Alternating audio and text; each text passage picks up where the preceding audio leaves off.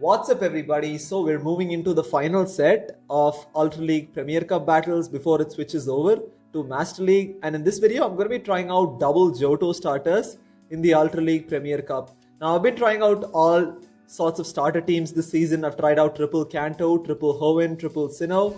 Unfortunately I can't try out triple Johto because I don't have a Frenzy Plant Meganium for Ultra League, which is why I'm going to be running double Johto with Typhlosion and Feraligatr. And also Venusaur is going to be that replacement for Meganium in this team comp, right? And this is actually a very solid team comp with great balance and coverage against most of the meta. Typhlosion and Feraligatr, both of them are massively underrated. I mean, Feraligatr is absolutely fantastic. It has such a great moveset. It's very similar to Lapras, but the advantage is that it doesn't have those ice type weaknesses which Lapras has, which makes it like probably even better in certain situations. And Typhlosion is an amazing closer, right? With Blast Bird and Solar Beam, both very heavy hitting charge moves. There's not a lot of Pokemon in the meta that would want to take either of Blast Burn or Solar Beam, right? So, which is why it can be really solid, especially when you can save shields for it. And then, like I said, Venusaur, we all know how good it is in the Ultra League Premier Cup. So, let's just get it straight into these battles. Okay, moving on to the first battle here. I'm going to be leading with Feraligatr, with Typhlosion and Venusaur in the back. And we're up against the King of Shinies. And true to their name, they actually lead with a Shiny Swampert. So this is pretty interesting. So this is actually a pretty positive lead for Feraligatr because these Ice Fangs and Hydro Cannons would hit for some heavy neutral damage. A Charge Bomb coming through. This was too soon to be an Earthquake, so I'm going to let this go through. Just a Hydro Cannon, which is fine. So I'm going to go straight for the Hydro Cannon here. This is going to put the Swampert pretty low if it goes unshielded. Let's see what they decide to do here. They actually let that go through. It puts it into the red, which is absolutely fine. And another Charge Bomb coming through. Again, this was too soon to be an Earthquake. It's just going to be a Hydro Cannon here. So at this point, I can completely Ice Fang farm the Swampert down, right? So we're able to do it just in time there. So we win switch advantage and they come in with Lapras. So this is not a great situation for Feraligatr because there's not a lot we can do, especially with this moveset. I'm running it with Hydro Cannon and Ice Beam and not Crunch because Ice Beam provides coverage against grass types in particular. So I'm just going to come in with Venusaur here. They have a lot of loaded energy, so I'm going to have to shield this up. Yeah, it is an Ice Beam, so luckily we shield that correctly there. So at this point, I'm just going to go straight for the Frenzy Plant here. This is either going to get the shield or take out the Lapras from this range. So they shield that up, which is absolutely fine. Charge Move coming through. This was too soon to be an Ice Beam. It's probably just going to be a Surf. So I'm just going to let this go through. And they actually make a switch into their Gallade. I'm going to come into Typhlosion here. This is actually where I make a key mistake. And that kind of ends up costing me. So I'm assuming this was too soon to be a close combat, right? I was assuming that they would bait with Leaf Blade, but they go straight for the close combat here. So yeah, I mean, sometimes you just got to risk it. I mean, I really hope that they would bait with Leaf Blade. And it kind of ends up costing me. And I believe that was the only loss of this set. Could have gone 5-0 if not for that mistake, but we definitely make a comeback here. So let's move into the second battle. We have Feraligatr into Snorlax. So Feraligatr actually wins the zero shield if the Snorlax goes straight for body slams here. So I'm going to go straight for the Hydro Cannon. This is going to do some nice neutral damage to the Snorlax. Most Snorlaxes don't like to shield the first charge move, so yeah. Does connect there, which is great. So I'm going to let this go through. This is probably just going to be a body slam. It's too soon to be anything else, which is fine. Now, Feraligatr you can definitely tank some moves, right? It's not glassy by any stretch of imagination. You can definitely hang in there and tank a few charge moves. So another charge move coming through. We can definitely survive this body slam and get to a Hydro Cannon here. So this Hydro Cannon is definitely going to finish off the Snorlax if it goes unshielded.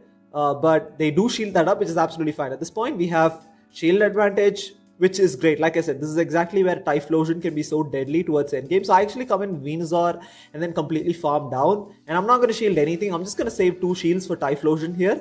So just going to completely farm the Snorlax down. So another charge move coming through. This is going to be a body slam, which is going to put my Venusaur pretty low here, which is fine. We have a lot of loaded energy, right? So let's see what they come in here. They come in with Charizard, immediately switch into Typhlosion now.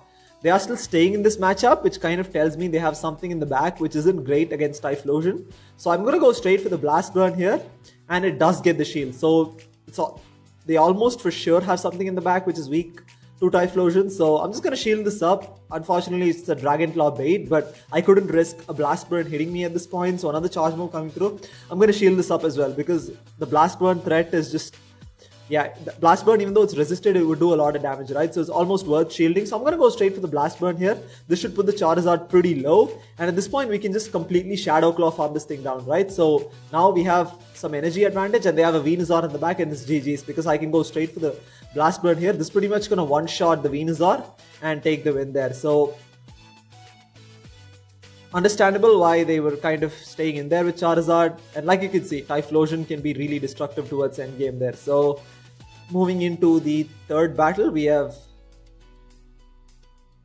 So again, I also had, I think, loaded energy on Venusaur, so that was pretty much GG's either way, right? So we have Feraligatr into Dragonite. Beautiful. Look at this. Ice Fang is absolutely destroying this Dragonite here. Charge move coming through. I'm going to shield this up. Probably don't have to shield it, it's just Dragon Claw, but I want to preserve the health of my Feraligatr. They actually make a switch into their Cloyster and I'm going to go straight into Venusaur here.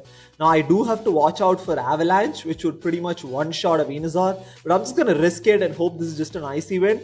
Even that does a lot of damage, but we can survive it, right? So I'm going to go straight for the Frenzy Plant here. This is going to do super effective damage, obviously, because of the water typing, and does get the shield from the Cloyster, and they can completely farm us down at this point, but it doesn't really matter, right? I can just come in with Typhlosion, and then everything Cloyster has is going to be resisted because of the fire typing, right?